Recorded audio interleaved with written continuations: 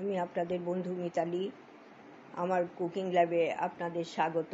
একটা নতুন খাবারের সঙ্গে পরিচয় করাবো। এই যে আমি ছানা কেটে জল ঝরিয়ে নিয়েছি। ছানা কাটাটা আর দেখালাম না, বড় হয়ে যাবে ভিডিও। সেই জন্য আমি আজকে প্রাণহারা দেখাবো সন্দেশ।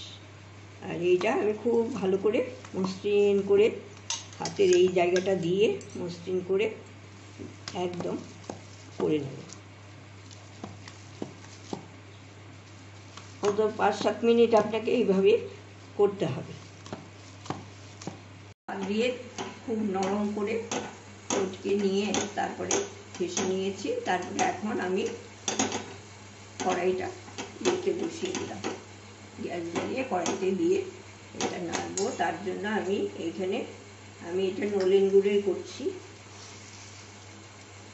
1 চামচ চিনি দিচ্ছি আর এই নলেন গুড়টা দিয়ে দিচ্ছি।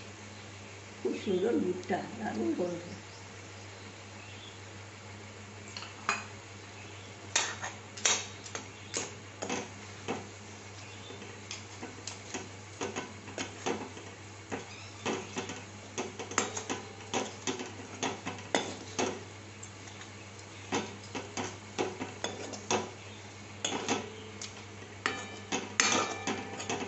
পাক এসে গেছে, আমি গ্যাসটা অফ করে দিয়েছি। পাক এসে গেছে, গরমের মধ্যে একটু নেড়ে নামিয়ে নেব। একটু ঠান্ডা হলে পাক করব যখন, আপনাদের সাথে আরও কিছু মেশানোর আছে সেগুলো দেখিয়ে দেবো। এই আমি যেটা ছানাটা মেখে নিয়েছিলাম তার থেকে আমি এইটুকু ছানা রেখে দিয়েছি। এখন এটা আমি এই পাক করা ছানার সাথে মিশিয়ে নেব।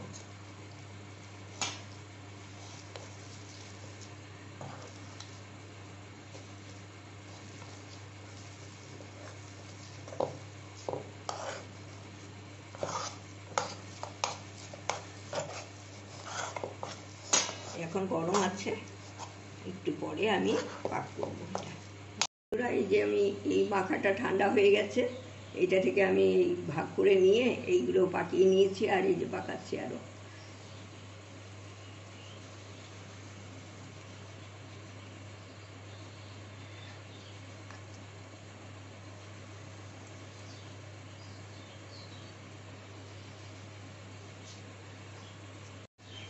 এরকম পাকিয়ে নিলাম।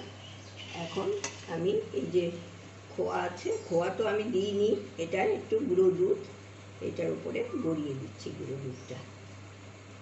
দুধের উপরে গড়িয়ে নিলাম।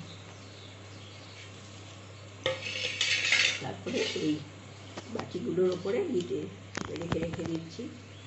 সবটা ভালো করে একটু মাখিয়ে নিচ্ছি।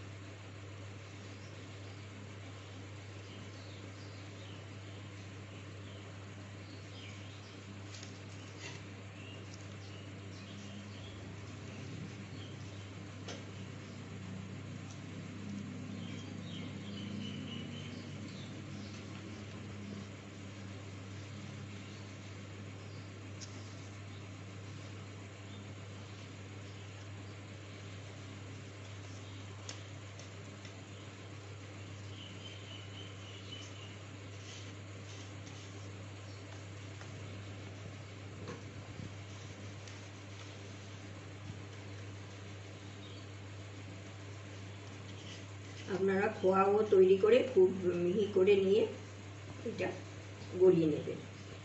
আর আমি পুরো দুধটা দিয়ে দিলাম।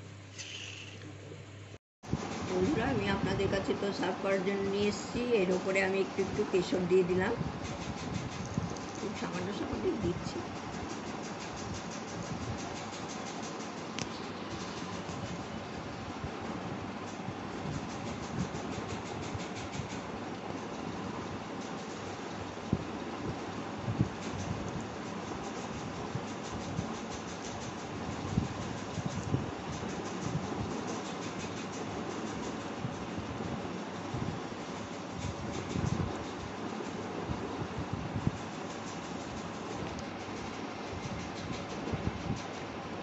করে করে খাবেন।